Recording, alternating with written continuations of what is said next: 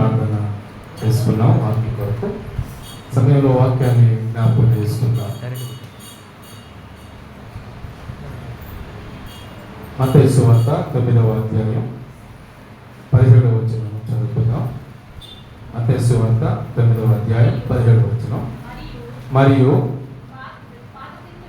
పాత తిత్తులలో క్రొత్త ద్రాక్షారసము పోయిరు, పోసిన ఎడల తిత్తులు పిగిలి ద్రాక్షారసము కారిపోవును, తిత్తులు పాడగును.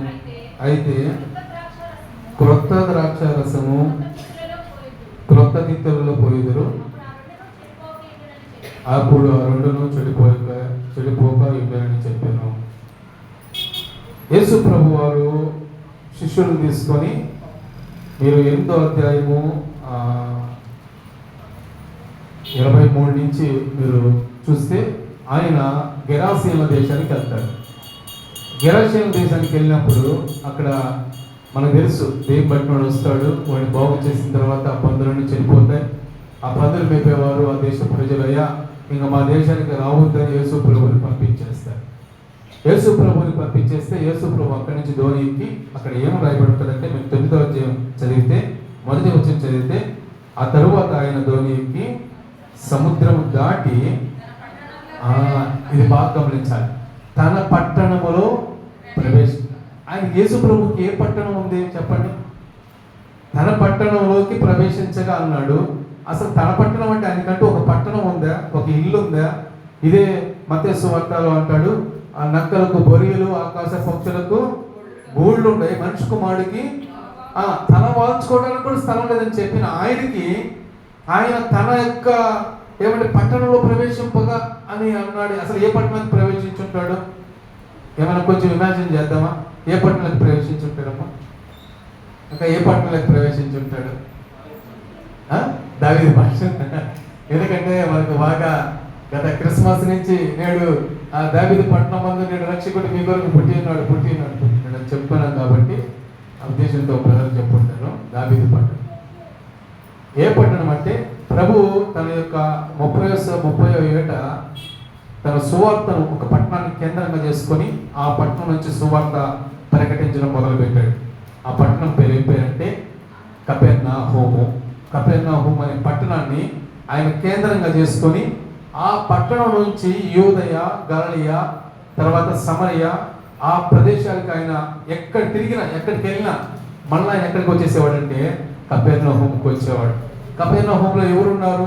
కపెర్నహూములో ఎవరున్నారు చెప్పండి? పేతురు ఉన్నాడు. పేతురు యొక్క కుటుంబం ఉంది. కాబట్టి యేసు ప్రభు పేతురుని ఎక్కువగా ప్రేమించాడు అంటే రుజువైందంటే ఈ కపెర్నహూము పట్టణమే. కాబట్టి యేసు ప్రభు వారు ఏ ప్రాంతం తిరిగినా, ఎక్కడికి వెళ్ళినా, గలిలయ సముద్రం దాటి అవతలికి వెళ్ళినా, గెరాసేనుల ప్రాంతానికి వెళ్ళినా, తూరు సీదోనుల ప్రాంతానికి వెళ్ళినా, బేతనీకి వెళ్ళినా, ఎక్కడికి వెళ్ళినా సరే మనలో ఆయన తిరిగి ఎక్కడికి వచ్చేవాడంటే కపెర్నహూముకి వచ్చాడు. ఆ కపెర్నహూము పట్టణమే. అందుకనే తన పట్టణంలో ప్రవేశించి, తన పట్టణం అంటే తను కేంద్రంగా చేసుకున్న పట్టణం, తనను సువార్త చాటించడానికి ఏర్పరచుకున్నటువంటి మొదటి పట్టణం. అందుకనే కపెర్నహూము ప్రాంతంలో దేవుడు చాలా అద్భుతాలు చేశాడు. ఒకసారి అంటాడు, కపెర్నహూము పట్టణమా నీలో చేసిన అద్భుతాలు తూరు సీదోను ప్రాంతంలో చేస్తుంటే వాళ్ళు మారు మనసు పొందుండేవాళ్ళు. అసలు నేను కేంద్రంగా చేసుకున్నాను, అసలు నీకు సువార్త ప్రకటించాను, అసలు నీకు అద్భుతాలు చేశాను, నువ్వు ఎంతో చెడిపోయిన పట్టణం అని ఒకనొక సందర్భంలో కపెర్నహూము పట్టణం గురించి ప్రభు మాట్లాడతాడు. ఈ పట్టణం చాలా ప్రాముఖ్యమైన పట్టణం. ఆ రోజుల్లో ఏమంటే ఆ వ్యాపారానికి, అలాగే ఎగుమతులు దిగుమతులు, ఇట్లా మంచి వర్తక వాణిజ్యం కలిగినటువంటి ప్రాంతం కపెర్నహూము. అందుని బట్టి మొదటి ప్రాంతం నుంచి ఆయన అభివృద్ధి చెందిన ప్రాంతం నుంచి ఆయన సువార్త చేయడం ప్రారంభిస్తూ ఉంటాడు. అలా ప్రారంభించి ఒక చోట కపెర్నహూములో ఆయన ఈ మాట చెప్తాడు. ఏమంటే పాత తిత్తులలో కొత్త ద్రాక్షారసం పోయకూడదు అనే మాట. అలాగే పోస్తే ఏమైపోద్ది? పిగిలిపోతాయి, చెడిపోతాయి, కాలిపోతాయి. ఒకవేళ కొత్త దాంట్లో కొత్తవే పోయాలి. అసలు ఏంటి ఈ పాత తిత్తులు, కొత్త ద్రాక్షారసం? నాకు బైబిల్ కాలేజ్ చదువుకునేటప్పుడు 2004లో ఇది సబ్జెక్ట్ వస్తే నాకు అర్థం కాల. కొత్త తిత్తి ఏంది, పాత ద్రాక్షారసం ఏంది, మళ్ళీ కొత్త తిత్తులు ఏంది, కొత్త ద్రాక్ష అసలు నాకు అర్థమయ్యేది కాదు ఆ రోజుల్లో. తర్వాత ఉండగా దీని యొక్క భావం నాకు అర్థమైంది. అందుకని ఈరోజు నూతన సంవత్సరంలో మొదటి వారం కనుక మొదటి వారంలో ఈ యొక్క విషయాన్ని మీకు కూడా చెప్తే కొంచెం బాగుంటుంది. కొంచెం మనం ప్రభువునందు బలపడటానికి అవకాశం ఉంటుంది. ప్రభు సన్నిధిలో ఇంకాస్త మంచిగా ముందుకు అడిగేయడానికి మనకు అవకాశం ఉంటుంది. ఎందుకంటే ప్రారంభ వారం కాబట్టి ఈ వారం మనం సరి చేసుకుంటే, ఈ వారం మనం సరిదిద్దుకుంటే, ఈ వారం అంతా కాదు, ఈ సంవత్సరం అంతా కూడా దేవుని యొక్క ఆశీర్వాదాలు ఏమండి. ఒక్క వారము మనం సరి చేసుకొని ముందుకు నడవాలనే నిర్ణయం, ఆ నిర్ణయం తీసుకుంటే దేవుడు సంవత్సరం అంతా దీవిస్తాడు. ఒక వారం నువ్వు కఠినమైన నిర్ణయం తీసుకోవాలి. ఈ వారం ఏం నిర్ణయాలు తీసుకోవాలి అంటే ముందు వాక్యంలోకి మనం వెళదాం. ఏం నిర్ణయాలు తీసుకోవాలి, ఎలా ఉండాలి, ఎలా ఉంటే దేవుడు మనల్ని దీవిస్తాడు, ఎలా వెళితే దేవుడు మనల్ని దీవిస్తాడు, ఎలాగూ మనము దేవుని సన్నిధిలో ఈ యొక్క నిర్ణయాలు సాహసోపేతమైనటువంటి ఆలోచనలు దేవుని కొరకు తీసుకుంటే దేవుడు మనల్ని ఆశీర్వదిస్తాడు. ఊరికే మనము వస్తున్నాం పోతున్నాం అంటే మన సమస్యలు అలాగే ఉంటాయి, మనకున్నటువంటి బాధలు అవన్నీ అలాగే ఉంటాయి. దేవుని సన్నిధిలో ఏమంటే దేవుడు మన ఎడల ఒక బలమైన కార్యం చేయాలంటే దానికి తగినట్టుగా సాహసోపేతమైన నిర్ణయం తీసుకోవాలి. అలా నిర్ణయం తీసుకోగలిగితే దేవుడు నీ పట్ల మనందరి పట్ల ఒక బలమైనటువంటి మంచి కార్యాలు జరిగిస్తాడు. ఎందుకు ఇంకా చాలా మంది జీవితాల్లో కార్యాలు జరగట్లేదంటే బలమైన నిర్ణయం, డెసిషన్ మేకింగ్, ఏ పర్ఫెక్ట్నెస్, ఖచ్చితమైనటువంటి ఆ దశలో మనం అడుగులు వేయగలిగితే దేవుడు ఖచ్చితంగా మనల్ని దీవిస్తాడు, మనల్ని ఆశీర్వదిస్తాడు, మనల్ని ముందుకు నడిపిస్తాడు. ఆయన ఆలోచన ఏంటంటే ఆయన బిడ్డలు ఎలా ఉండాలని చెప్పి కోరుకుంటున్నాడు, ఆశీర్వదించబడాలని కోరుకుంటున్నాడు, దీవించబడాలని కోరుకుంటున్నాడు, ఇంకా ఆయన వృద్ధి చెందాలని కోరుకుంటున్నాడు. అయితే మనం ఏం చేస్తున్నాం అంటే ఎక్కడ పడిన వారు, ఎక్కడ ఉంటున్న వారు, ఎక్కడ ఏమంటే జీవిస్తున్న వారు అక్కడే ఉంటున్నాం. మనకు ఎదుగుదల లేదు, అభివృద్ధి లేదు, ఆశీర్వాదం లేదు. పోయిన సంవత్సరంలో ఉన్నటువంటి ఏమంటే బలహీనమైన పరిస్థితులన్నీ కూడా మరలా ఈ సంవత్సరం మనల్ని కమ్మేస్తే మనం ఎప్పుడు విడుదల పొందుతాం, ఎప్పుడు మనం ఆశీర్వదించబడతాం, ఎప్పుడు దీవించబడతాం. పాత సంవత్సరంలో ఉన్న శాపాలే, పాత సంవత్సరంలో ఉన్న ఆ బలహీనతలే, పాత సంవత్సరంలో ఉన్న ఆ యొక్క సమస్యలే మన వల్లే మళ్ళీ 2026లో కూడా గట్టిగా పట్టేస్తే సో మనం విడుదల పొందించుకుంటాం. ఈరోజు ఈ పాతవన్నీ కూడా కొత్త సంవత్సరం ఇలా పట్టుకోకుండా ఉండాలంటే మనం ఏం చేయాలంటే మంచి నిర్ణయాలు తీసుకోవాలి. వీటిని ఎదిరించే నిర్ణయాలు, దీనికి తగినట్టుగా సాహసోపేతమైన నిర్ణయాలు తీసుకుంటే ఇవన్నీ కూడా టచ్ చేయడానికి భయపడతాయి. అలా తీసుకోవాలంటే ఈరోజు జాగ్రత్తగా వాక్యాన్ని విందాం. 9వ అధ్యాయం 17వ వచనం మనం చదువుకుందాం. పాత తిత్తులు కొత్త ద్రాక్షారసం. పాత తిత్తులు పాత జీవితమైనటువంటి మన జీవితానికి సాదృశ్యంగా ఉన్నాయి. కొత్త తిత్తులు మనం తీసుకునే కొత్త వాగ్దానాలకు సాదృశ్యంగా ఉన్నాయి. నేను కొత్త వాగ్దానం తీసుకున్నాను. కొత్త వాగ్దానం తీసుకుంటే నాకేమొచ్చిందంటే నేను తీసుకున్న వాగ్దానం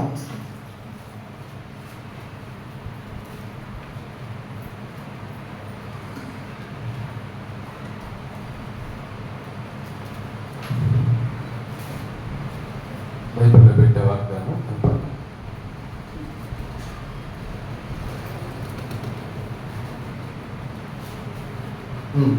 కొత్త వాగ్దానం చూడండి, నేను చదువుతాను.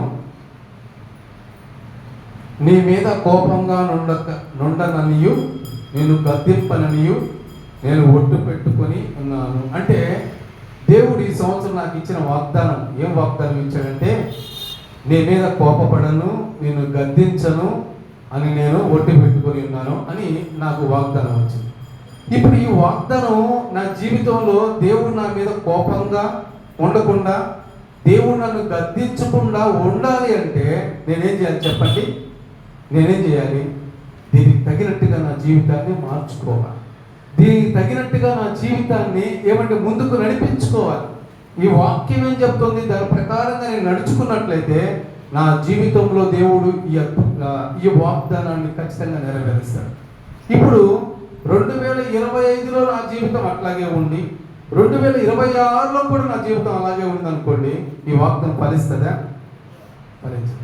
ఈ వాగ్దానం తీసుకెళ్ళి నేను ఎక్కడో షెల్ఫ్లో పెట్టుకుంటా, లేకపోతే ఇంకెక్కడో పెట్టుకొని ఈ వాగ్దానం యొక్క నెరవేర్పు మన జీవితంలో నెరవేర్చబడాలంటే ఖచ్చితంగా నెరవేర్చబడదు. నూతనమైన లక్షణాలు మనలో ఉండాలి. సంవత్సరాలు గతిస్తున్నప్పుడు హబక్కూకు గ్రంథం 3వ అధ్యాయం 2వ వచనంలో ఉంటూ ఉంటుంది, దేవా సంవత్సరంలో గతించుచుండగా నూతనమైన వాత్సల్యం, నూతనమైన ఆయుష్, నూతనమైనటువంటి ఆ సంవత్సరమైన దయా కిరీటాన్ని నువ్వు నాకు ఇస్తావు అనే భక్తులు చెప్తూ ఉంటే, మనం మాత్రం ఈరోజు 10:30కి వస్తే నేను ఒక్కడనే వచ్చి కూర్చున్నాను.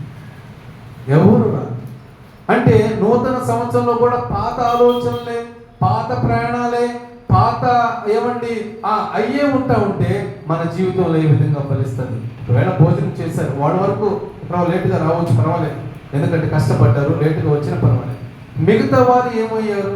మిగతా వారు కూడా నూతన సంవత్సరంలో అదే ఆలస్యం, అదే పాత సంవత్సరంలో పట్టుకున్నటువంటి కొత్త సంవత్సరంలో కూడా అలాగే తీసుకుని వస్తుంటే మనం ఏ విధంగా ఆశ్రయించబడతాం? ఆదివారం ఒక్కరోజు ముందు, ఒక అరగంట ముందు, ఒక గంట ముందు లేచి మన పనులన్నీ చేసుకొని, అసలు మొదటి వారం మీరు భోజనాలు కూడా వండుకోబడ్డారు. ఈ వారం భోజనాలు కూడా మనకు ప్రొవైడ్ చేస్తున్నారు. అలాంటప్పుడు మనం స్నానం చేసి ఫ్రెష్గా త్వరగా స్నానం చేసి రావడానికి కూడా ఎందుకు మనకు లేట్ అయిపోతుంది? ఒకసారి ఆలోచించండి. నేను మీ గురించి చెప్తున్నాను. మనం 10:30కు మందిరం అంటే 11 గంటలకు వచ్చేవాళ్ళు, 11:30కు వచ్చేవాళ్ళు, 12 గంటలకు వచ్చేవాళ్ళు ఉంటా ఉంటే హౌ టు ఆ బ్లెస్సింగ్, ఎలా మనం ఆశీర్వదించబడతాం ఒకసారి మనం ప్రశ్న వేసుకోవాలి. పాత సంవత్సరంలో ఉన్నటువంటి ఆచారాలు, పాత సంవత్సరంలో ఉన్నటువంటి సంప్రదాయాలు, పాత సంవత్సరంలో ఉన్నటువంటి అన్నింటిని కూడా మరలా ఎవరు తీసుకొస్తున్నారు చెప్పండి? మనం తీసుకొని వస్తా పైగా దేవుని మీద ఏం చేస్తున్నాం? నాకేమో ఈ వాగ్దానం ఇచ్చావు, నన్ను ఆశీర్వదించు. ఆయన అలా ఆశీర్వదిస్తాడు. నేను బాధతో చెప్తున్నాను, ఆలోచించండి. ఒక కఠినమైన నిర్ణయం, బలమైన నిర్ణయం మన జీవితాన్ని మారుస్తుంది. ఇంతకుముందు ఐడియా సిమ్ ఉన్నప్పుడు an idea can change your life అని ఒక ట్యాగ్ లైన్ ఉండేది. హచ్చుకొక తిరుగుతా ఉండేది దాని వెనకాల. ఐడియా కింద ట్యాగ్ లైన్ ఏంటంటే an idea can change your life. ఒక ఐడియా, తెలుగులో కూడా ఒక ఆలోచన మన జీవితాన్ని మారుస్తుంది అనే ఐడియా వాడు పెట్టినటువంటి ఆలోచన ఒక భౌతికమైనటువంటి ఆ నెట్వర్క్ను వృద్ధి చేసుకోవడానికి, భౌతికమైనటువంటి ఆ నెట్వర్క్ను రాష్ట్రము దేశమంతా వ్యాప్తి చెందుకోవడానికి ఒక ట్యాగ్ లైన్ పెట్టుకుంటే మనం ఎందుకు దేవుని సన్నిధిలో ఉండి మనం ఎందుకు పుషప్ కాలేకపోతున్నాం, పుషప్ చేసుకోలేకపోతున్నాం? How to improve our self, మన యొక్క జీవితాన్ని ఎందుకు ఇంప్రూవ్ చేసుకోలేకపోతున్నాం? ఈరోజు చక్కగా ఆలోచించుకోండి. అందుకని చెప్పాడు, పాత సంచులలో, పాత తిత్తులలో, పాత జీవితంలో కొత్త ద్రాక్షారసం, కొత్త వాగ్దానం పెట్టిన ఒకసారి మా ఇంట్లో ఫ్రిడ్జ్లో కింద కూరగాయలు పెట్టే ఆరోగ్యం, కూరగాయలన్నీ కూడా చెడిపోయినాయి, చూసుకోలేదు. కొత్త కూరగాయలు తెచ్చి దాంట్లో పెట్టేసి అడవిడిగా బయటకు వెళ్ళిపోయాను. సాయంత్రం వచ్చి చూస్తే కొత్త ఫ్రెష్ కూరగాయలు కూడా ఏమైపోయాయంటే పాడైపోయినాయి. అంటే పాత కూరగాయలు తీసేయాలి, పాత ఆలోచనలు తీసేయాలి, చెడిపోయిన ఆలోచనలు తీసేయాలి. చెడిపోయిన కూరగాయలు తీసేసి ఫ్రెష్ కూరగాయలు పెడితే అవి 3 రోజులు 4 రోజులు ఉంటాయి. చెడిపోయినాయి, బూజు పట్టిపోయినాయి, వాసన వస్తాయి. నేనేంటంటే టక్కగా పెట్టేసి మూతేసేసాను. సాయంకాలం చూస్తే అన్ని కొత్తవి కూడా పాత వాటితో సమానంగా వాసన వస్తున్నాయి. ఈరోజు మన హృదయంలో ఆలోచనలు మారలేదు, మన హృదయంలో తలంపులు మారలేదు. ఒకే ఆలోచన, ఒకే తలంపు, ఒకే విధానం, ఎప్పటి నుంచో వస్తున్నటువంటి స్వభావాన్ని మార్చుకోలేకపోతున్నాం. కానీ వాగ్దానాలు మాత్రం మన జీవితంలో నెరవేరకపోతే కోపాలు. ఒకసారి చెప్పండి, మీ జీవితంలో పోయిన సంవత్సరం 2025లో తీసుకున్న వాగ్దానం ఎంతమంది జీవితాల్లో నెరవేరింది? చేతి చూపించగలరా? 1, 2.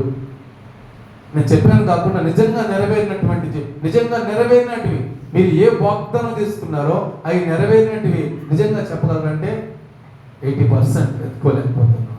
ఎందుకంటే there is no commitment, there is no fulfilness, there is no perfectness. మనకు ఒక ఖచ్చితమైనటువంటి విధానం ఉండట్లేదు. ఒక ఖచ్చితమైనటువంటి విధానం, ఖచ్చితమైనటువంటి ఆలోచన, ఖచ్చితమైనటువంటి దారిలో ప్రయాణం చేయగలిగితే మనం గమ్యాన్ని చేరుకుంటాం. ఈరోజు వాగ్దానాన్ని చేతబట్టుకొని మనం ప్రార్థన చేయాలి. ఆ విధంగా మన యొక్క శరీరాన్ని, మన హృదయాన్ని, మన ఆలోచనల్ని ఏమంటే గణిత బదులుగా అరికాల వరకు మనం అన్నింటినీ కూడా మనం సరి చేసుకుంటా ప్రభు వైపు చూడగలిగితే, ఆయన వాగ్దానం చేసిన దేవుడు, హెబ్రీయులకు రాసిన పత్రికలో ఉంది, వాగ్దానం చేసిన దేవుడు నమ్మదగిన వాడు. ఒకవేళ మనిషి నమ్మదగిన వాడు కాకపోవచ్చు, ఏమండి ఒక సంస్థ నమ్మదగింది కాకపోవచ్చు, ఒక దేశం నమ్మదగింది కాకపోవచ్చు, కానీ వాగ్దానం చేసిన వాడు నమ్మదగిన దేవుడు. ఆయన నమ్మదగిన దేవుడు. ఆయన దాంట్లో ఎటువంటి సందేహం లేదు. There is no doubt about he is the efficient for all the situations. ఆయన నమ్మదగిన దేవుడు.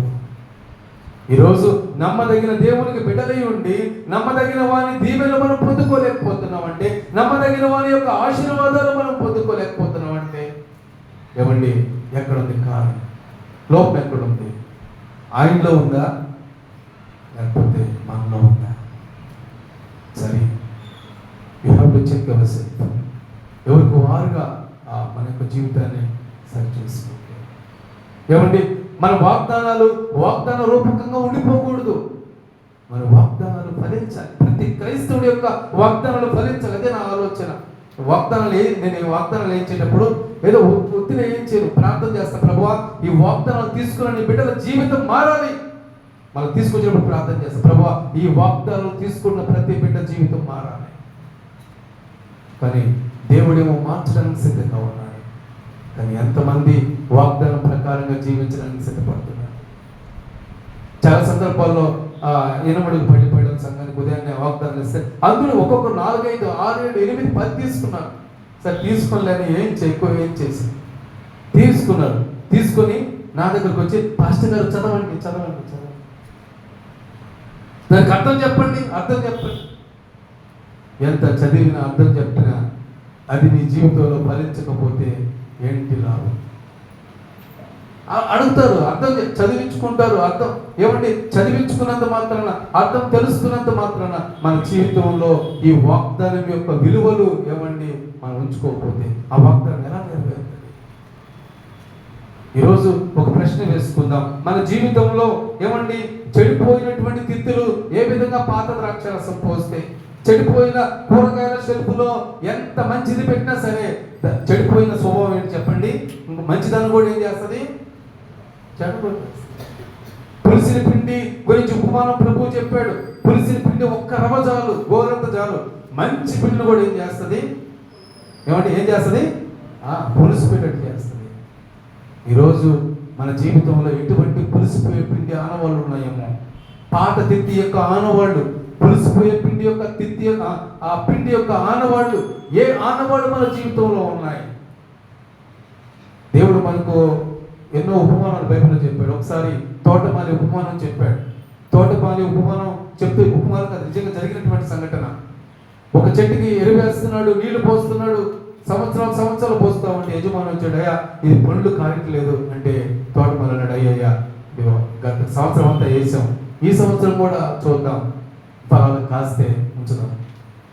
కాదు కొట్టేయాలి. అయ్యా నా మాట వినండి, ఈ సంవత్సరం మట్టికి చూడండి, ఈ సంవత్సరం చూడండి చెట్టు ఒకవేళ ఫలాలు కాయకపోతే, తర్వాత ఆ సంవత్సరం ఫలాలు కాయలు యథావిధంగా అయిపోయి, మరలా సంవత్సరం తోటమాలి యజమానుడి యొక్క పదాలు పట్టుకున్నాడు, మరొక సంవత్సరం చూడు కాయల, మరొక సంవత్సరం. ఎన్ని సంవత్సరాలు ఆ యజమానుడు కోపం వచ్చి ఈ చెట్టు ఫలాలు కాయలేదు కాబట్టి ఈ చెట్టు నరికివేయి, అగ్నిలో వేసి. మన జీవితంలో ఎన్ని సంవత్సరాలు, ఎన్ని బలలు మనకు వస్తుంటాయి, ఏమండి ఎన్ని యొక్క నెలలు గడిచిపోతుంటాయి. కానీ బాప్తిసం తీసుకొని దేవుని యొక్క బలలో చేయవేయలేక ఎందుకు మనం ఘోరమైన పరిస్థితిలో ఉంటాం? మారు మనసు ఉండదు, ఏమండి పశ్చాత్తాపం లేదు, వస్తున్నాం పోతున్నాం. దిస్ ఈస్ ద రొటీన్ మార్గ పని అయిపోయింది మనకు. ఈరోజు ఖచ్చితంగా we have to get the plan. You did the plan, get the blessings from the lord. ఒక ప్లాన్ వేసుకుందాం. ఈ ప్రణాళిక మన జీవితంలో నెరవేర్చబడాలి. మన జీవితంలో ఏమైనా నెరవేర్చబడితేనే మనం ఎదుటి వారికి చెప్పగలం, ఎదుటి వారికి చేయగలం. రెండమ్మ దేవుడు నా జీవితంలో గొప్ప అద్భుతం చేశాడు.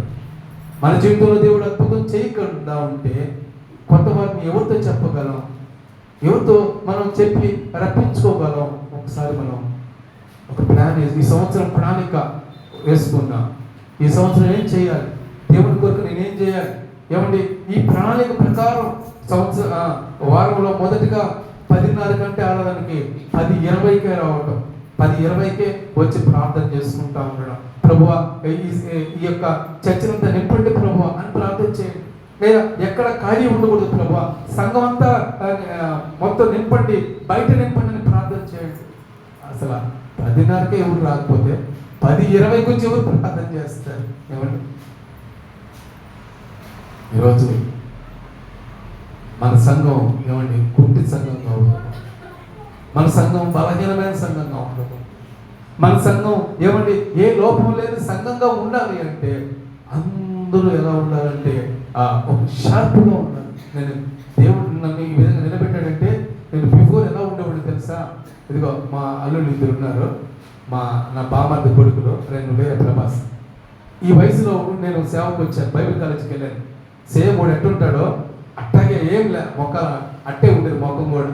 వాడు మొక్కం చూడండి తిరిగిరా, వాడు మొక్కం చూడండి. నేను 14వ సంవత్సరంలో అలాగే ఉన్నా బైబిల్ కాలేజీకి వెళ్ళేటప్పుడు. ఇంకొంచెం అలా ఉన్నా బైబిల్ కాలేజీకి వెళ్ళేటప్పుడు ఎందుకు పనికిరాని వాడిగా, ఎవరికి పనికిరాని వాడిగా, కనీసం నాకు నేను పనికిరాని వాడిగా పోయి తిరిగి వచ్చిన తర్వాత నేను ఒక రోల్ మోడల్గా మారాను మా ఏరియాలో. ఎందుకు మరి తెలుసా? పట్టుదల ఉండాలి, పట్టుదల. ఒరే నా జీవితం ఎవరు కనీసం నాకైనా ఉపయోగం ఉండాలి. నాకు ఉపయోగం లేకుండా, ఇదిగో కుటుంబానికి ఉపయోగం లేకుండా, సంఘానికి ఉపయోగం లేకుండా, సమాజానికి ఉపయోగం లేకుండా అసలు నేను బ్రతికి దేనికి అని నేను ప్రశ్న వేసుకున్నా. బైబిల్ నీకున్నప్పుడు చెడుల వాటిని కొట్టారు, తిట్టారు, అయిపోయింది అంటుంటారు ఈ చెవులు వేసి. బైబిల్ కాలేజీకి పోయిన తర్వాత నా జీవితం ఏంటో నాకు అర్థమైంది. ఆ బైబిల్ కాలేజీలో నా దేవుడు నన్ను పట్టుకున్నప్పుడు నా జీవితం ఏదో నాకు అర్థమైంది. నేను ఎందుకు బ్రతకాలో, ఎవరి కోసం బ్రతకాలో ఒక ఉద్దేశం, ఒక నిర్దిష్టమైనటువంటి ప్రణాళిక నాకు అర్థమైంది. బయటకు వచ్చా. వెళ్ళేటప్పుడు ఎందుకు చెప్పాను కదా, ఎందుకు ఎవరికి పనికిరాని వాడు, అసలు నాకు నేనుగా పనికిరాని వాడిగా వెళ్ళాను. బయటకు వచ్చి ఒక దేవుని కొరకు ఒక బలమైనటువంటి సువార్తికుడిగా బయటకు వచ్చిన తర్వాత ఎక్కడ సువార్త చేయాలి, ఎక్కడ వెళ్ళాలి? ఇదే ఈ ప్రాంతంలో ఒక మాట చెప్తాను. ఉదయాన్నే శుక్రవారం సువార్త కోసం కరపత్రికలు తీసుకున్నాను. కరపత్రిక ఆ వయసులోనే అడిగి వచ్చిన 17 సంవత్సరాలు, 14వ సంవత్సరంలో పోయాను, 17 సంవత్సరంలో వచ్చాను. వచ్చిన తర్వాత ఎక్కడ సువార్త, ఇదే ఆలోచన అప్పటి నుంచి. ఒక సువార్తికుడిగా చర్చిలో ఒక విశ్వాసగా కూర్చోవడం, నా సమయంలో నేను సువార్త చేయటం. ఒకసారి సువార్త చేయడానికి ఉదయాన్నే 7 గంటలకు లేచి వెళ్ళిపోయాను. గత కాలంలో కూడా చెప్పాను అనుకుంటా. 7 గంటలకు లేచి వెళ్ళిపోయిన తర్వాత ఆకుకూరు బస్ స్టాండ్ నుంచి స్టౌన్స్పేట, నవాపేట దాకా ఆ రోజు ప్రణాళిక వేసుకున్నా సువార్త చేయాలని. వేసుకుని ఆకుకూరు బస్ స్టాండ్ దగ్గర స్టార్ట్ చేశానండి. స్టార్ట్ చేసి ఆకుకూరు బస్ స్టాండ్ పిచ్చి కట్టారు కదా, కొత్త పిచ్చి, దాన్ని దాటి కరపత్రిక ఇస్తున్నా. 7 గంటలకు ఒకసారి ఒక అతను బైక్ మీద వెళ్తూ నేను 7:30కు వచ్చాను, కరపత్రికలు ఇస్తున్నాను, ప్రభు గురించి నోటిని చెప్తున్నాను. వస్తూ ఉంటే ఒక వ్యక్తి చాలా పొడుగ్గా ఉన్నాడు, ఇంతలా ఉన్నాడు, బండి మీద కూర్చున్నాడు. నా దగ్గరికి వచ్చి ఆపి ఏదది అన్నాడు. కరపత్రిక సార్, యేసు ప్రభువుని గురించి తెలుసుకోండి సార్, చదవండి సార్ నుంచి కరపత్రిక తీశాడు. తీసి ఇలా చదివి అని నా వైపు చూసి ఇంతలా చేయి తీసుకొని పటాను కొట్టాడు. నాకు ఇక్కడ చంప మీద ఇంతలా చేయండి కొడితే ఈ భూమంతా పగిలిపోయింది. చెవులోంచి రక్తం, ముక్కులోంచి రక్తం, కళ్ళలోంచి రక్తం, కళ్ళన్నీ ఎరగైపోయింది. అంటే చిన్న తలకాయ, 17 సంవత్సరాల బిడ్డకి ఎంత తలకాయ ఉంటుంది. ఇంత చేసుకుని కొట్టాడు. ఈ 2 ఒక్కసారిగా అదుముకున్నట్టు అయిపోయింది. ఏం అర్థం కాదా. ఆ పక్కనే ఎరువులు అమ్ముతున్నటువంటి ఒక అంగటి మెట్ల మీద పడుకుంటే రక్తం కారి చెయ్యి షర్ట్ అంతా తడిసిపోయింది. ఏం వినపట్టలేదు, కనపట్టలేదు, అసలు ఏం అర్థం కాని పరిస్థితిలో పడిపోయాను. 7:30 పడిపోయినోడిని 9:30, 9:45 ఎరువులు షాప్ అయిన కాలుతో కొట్టాడు. రే ఎవరో నువ్వు తాగి పడిపోయావు, ఎవరో కాలుతో ఎవరో లేపుతున్నారు అన్నట్టుగా పైకి లేదు. చూస్తే రక్తం అంతా తడిచిపోయింది, వినపట్టలే, కళ్ళు కనపట్టలే. అప్పుడు ఆ పక్కనే ఒక కొళాయి ఉంది, ఆ కొళాయి దగ్గర కడుక్కొని ఆ షర్ట్ అంతా తీసాడు పడేసి ఆ దాంతో కడుక్కొని నేరుగా ఇంటికి వెళ్ళిపోయి మా అమ్మతో చెప్తే మళ్ళీ తిడతారు, నీకెందుకు సువార్త, ఏదో ఒకటి చేసుకోకుండా చదువుకోకుండా తిడతారని మా అమ్మకి చెప్పాలి. అలాగే నేను పడుకుని ఒక 3-4 రోజులు ప్రార్థన చేసుకున్న, ప్రభువా అయ్యా ఇదంతా తీసివేయండి ఆయన, ఈ రోజులు కూడా సువార్త చేయలేకపోతున్నా ప్రభువా, నన్ను బలపరచండి అన్న. ఒక వారం రోజులకి దేవుడు నన్ను బలపడి, ఇప్పుడు కూడా నాకు చెవులు పనిచేయి, చెవుల్లో నొప్పి, అంటే ఆ చలికాలం వచ్చిందంటే చెవుల్లోంచి ఒక రకమైన నీరు కారుతూ ఉంటుంది, చెవులు సరిగ్గా పనిచేయి, ఏమంటే కళ్ళు సరిగ్గా పనిచేయి. ఏంటంటే ఆ రోజు తెలిసి తెలియని వయసులో దేవుని కొరకు తీసుకున్నటువంటి కఠినమైన నిర్ణయాలు. ఒకవేళ మీలాగా నేను ఉంటే నా పరిస్థితి ఎలా ఉండదంటే ఇప్పుడు కూడా నేను వాక్యం వినే పరిస్థితిలోనే ఉండేవాడిని. They have a no commitment. కొత్తమైనటువంటి ఒక ప్రణాళిక వేసుకోవాలి దేవుని సన్నిధిలో. కొడితే ఎప్పుడైనా చచ్చిపోవాలి, దేవుని కొరకు చచ్చిపోతే ఇంకెంత అదృష్టం అండి. ఇక అసలు ఎంత లాభం, అసలు ఈ శ్రమలు, అప్పులు, సమస్యలు, అసలు ఇబ్బందులే ఉండవు, దేవునితో ఉండొచ్చు. నేను బైబిల్ కాలేజీకి పోయినప్పుడే చావు మీద ఎప్పుడో ఆశ లేదు నాకు, ఎప్పుడైనా చచ్చిపోవాల్సి, చచ్చిపోయే ముందు ఏం చేయగలిగాం, మనం ఏం చేయగలుగుతున్నాం, ఏం చేస్తున్నాం దేవుని కొరకు, కనీసం మన కుటుంబం కోసమన్నా మనం ఏం చేయగలుగుతాం. మన కొరకు దేవుడు ఆయన ప్రాణం పెట్టాడు. ఏమండి, చనిపోయి తిరిగి లేచినటువంటి దేవుడిని మనం పెట్టుకొని హిందువులు మేలండి, వాళ్ళకి నిజమైన దేవుడు కాకపోయినా వాళ్ళు ఎంత నిష్ఠగా ఉన్నారు. శనివారం నాన్ వెజ్ తినరు, సోమవారం తినరు, ఇంత నిష్ఠగా ఉంటే మనం ఖచ్చితమైన కరెక్ట్ అయిన దేవుడిని పెట్టుకొని మనం ఎందుకు ఇలా ఉండాలి. ఈరోజు ఒక ప్లాన్ చేసుకున్నాను, నిజంగా చెప్తున్నాను అండి. ఆడి చూసేది ఒక మండే వ్యక్తిగా వచ్చాను, నిప్పులు పట్టుకుంటే ఎలా ఉంటుంది అలా వచ్చాను. ఇప్పుడు కూడా ఆగిపోలేదు, అలాగే ఉంది. ఇంకా కొత్తగా దేవుని సన్నిధిలో పథకాలు వేస్తూ ఉన్నాం. మనం కూడా ఒక్కొక్క దినం ఒక్కొక్క మనం మార్చుకుంటే, దేవుని కొరకు మార్చుకుంటే మన జీవితాలు ఎందుకు ఆశీర్వదించబడు, మన జీవితాలు ఎందుకు దీవించబడు. ఒక 10th క్లాస్ 4 సబ్జెక్టులో ఫెయిల్ అయిపోయిన వ్యక్తి 2 పీజీలు చేయగలుగుతాడండి. అసలు వాడు దేనికైనా పనికొస్తాడా? ఈరోజు దేవుడు నిలబెట్టాడంటే ఏమండి, నాలో ఏ ఒక్కరు కూడా ఏమి అసలు నా జీవితం జీరోలో కూడా ఆఖరి స్టేజ్ నాది. అటువంటి వ్యక్తి దేవుడు నన్ను కొంతమందికి సువార్తను ప్రకటించడానికి, ఏమండి ఒక సంఘానికి కాపరిగా చేయగలిగాడంటే ఉండాలి, అది ప్లాన్ ఉండాలి. ఈరోజు ప్లాన్ చేసుకుందాం. ఇదే మొదటి వారం కాబట్టి మనం ఎన్నో దినాలు గడవలేదు. 4వ రోజే మొదటి వారంలోనే ఉన్నాం. ఇక్కడి నుంచి ఒక ప్రణాళిక వేసుకున్నాం. ప్రభువా నీ కొరకు నేను ముందుకు సాగుతాను. ప్రభువా ఖాళీ టైంలో మీరు పనికిన టైంలో వెళ్ళండి, ఖాళీ టైంలోనే చెప్పండి. సువార్త వేసుకున్నాం. ఒక చోట ఏమండి సువార్త గుడికి పెట్టుకొని మనతో పాటు ఉన్నటువంటి వారందరూ కూడా ఈ సత్య సువార్తను చాటించడానికి ఒక ప్రత్యేకమైనటువంటి ప్లాన్ వేసుకున్నాం. ఇలా ఉన్నంత కాలం ఇంకొక 26 కాదు కదా, 30 వచ్చిన 50 వచ్చిన మనం ఇలాగే ఉంటాం. ఇప్పుడు కనుక లేచి, అందుకని 60వ యెషయా గ్రంథం 1వ వచనం ఉంది, లెమ్ము తేజరిల్లుము యెహోవా మహిమ నీ మీద. మనం లేస్తే ఆయన మహిమ ఉదయిస్తారు. ఆయన ఉదయిస్తే లేద్దామని అనుకుంటే జీవితంలో అది జరగదు. గత కాలంలో కూడా చెప్పాను, వింజమూరులో ఒక బాప్టిస్ట్ చర్చిలో నేను పాస్టర్గా పనిచేస్తుంటే ఒక ఆమె వచ్చింది నా దగ్గరికి. ఒక పెద్ద ఆమె వచ్చి, పాస్టర్ గారు రేపు వారం నుంచి నేను చర్చికి రాను అన్నాను. ఏడపోయినా ఇల్లే తగలుతున్నాను నాకు అనుకునేవాడిని. చర్చికి వస్తాం అనేవాళ్ళకంటే నేను చర్చికి రాను అనేవాళ్ళు ఎక్కువ తగులుతున్నారు. ఏమమ్మా నీకు వచ్చిన బాధ ఏందమ్మా అంటే, యేసు ప్రభువు నువ్వు నాకేం కలిసి రాలా, నేను నమ్ముకున్నప్పటి నుంచి ఆయన నాకు కలిసి రాలా. నాయన ఇది పెద్ద ప్రెస్టేజ్. ప్రభువా ఇంకేం సమాధానం చెప్పాలా? ఒక 2 నిమిషాలు ఆలోచించిన తర్వాత ప్రభు నేను చెప్పమ్మా, యేసు ప్రభు ఎవరికి కలిసి రాడమ్మా, నాకు కూడా ఇప్పటి వరకు కలిసి రావట్లేదు. యేసు ప్రభు కలిసి రాడు, మనం కలవాలి ప్రభుతో, మనం కలిసిపోవాలి ఆయనతో తప్ప. ఆయన మానవుడు కలవటానికి, ఆయన ఏమన్నా మన యొక్క ఇంట్లో అమ్మ నాన్న లేకపోతే స్నేహితులు ఆయన కలవటానికి మనం కలిసిపోతే ఆయన he's working on, still he's working on. ఆయన ఇప్పటికీ పని చేస్తున్నాడు. నువ్వు కలిస్తే ఆయన నీ పట్ల పని చేస్తాడు. ఈరోజు వాక్యం చెప్తాం అనుకున్నాను, వాక్యం లేకుండానే ఈరోజు అయినా మనం ఒకసారి ప్రయత్నం చేసుకుందాం. నూతనమైనటువంటి సంవత్సరం, నూతన వాగ్దానాలు తీసుకుంటే సరిపోదు, నూతనమైన ఆలోచనలు మారాలి. మన యొక్క ఆలోచనలు ఎంటైర్ యువర్ బిహేవియర్, మన అన్నీ కూడా చేంజ్ అయితేనే ఈరోజు మీరు తీసుకున్న వాగ్దానాలు ఫలిస్తాయి.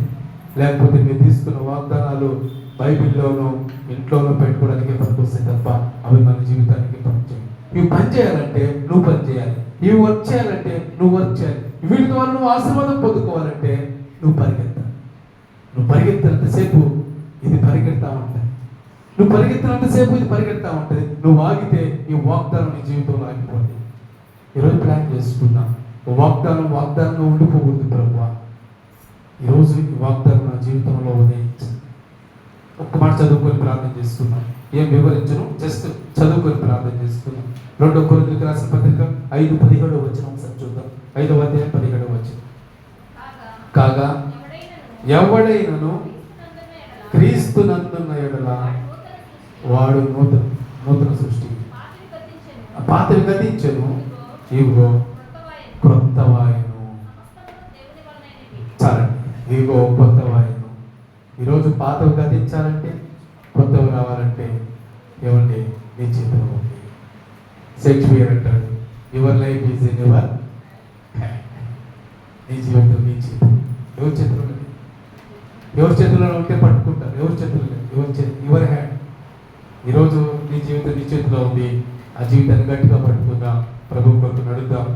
ప్రభు యొక్క కొద్ది మాటలు మన వెనుకల్లో దీవించి ఆశీర్వదించుకుంటారు. ఆమేన్. దేవుని స్తోత్రం. హల్లెలూయా, హల్లెలూయా.